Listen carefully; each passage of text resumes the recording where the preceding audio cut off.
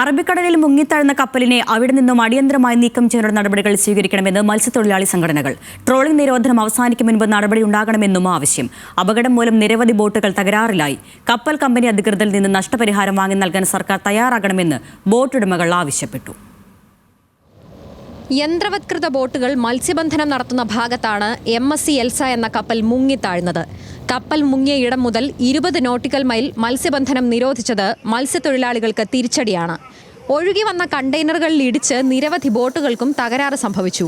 പ്രൊപ്പലറും വലകളും റോപ്പുകളും നഷ്ടപ്പെട്ടതോടെ വലിയ സാമ്പത്തിക ബാധ്യതയാണ് ബോട്ടുടമകൾക്കുണ്ടായിരിക്കുന്നത്.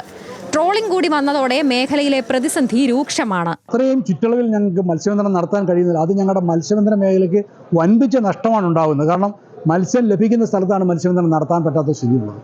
അതിനുശേഷം അവിടെ നിന്ന് ഒഴുകുന്ന കണ്ടെയ്നറുകൾ ഒഴുകി വന്ന് നിരന്തരം പല നമ്മുടെ ബോട്ടുകളിലും യാനങ്ങളിലുമൊക്കെ ഇടിച്ച് ബോട്ടുകളിലെ പ്രൊപ്പല്ലർ ഒടിഞ്ഞ് നഷ്ടപ്പെട്ടവരുണ്ട്. വലകളിൽ കയറി വല നഷ്ടപ്പെട്ടവരുണ്ട്. നിരവധി ബോട്ടുകൾക്ക് വല നഷ്ടപ്പെട്ട് ലക്ഷക്കണക്കിന് രൂപയുടെ നഷ്ടമുണ്ട്.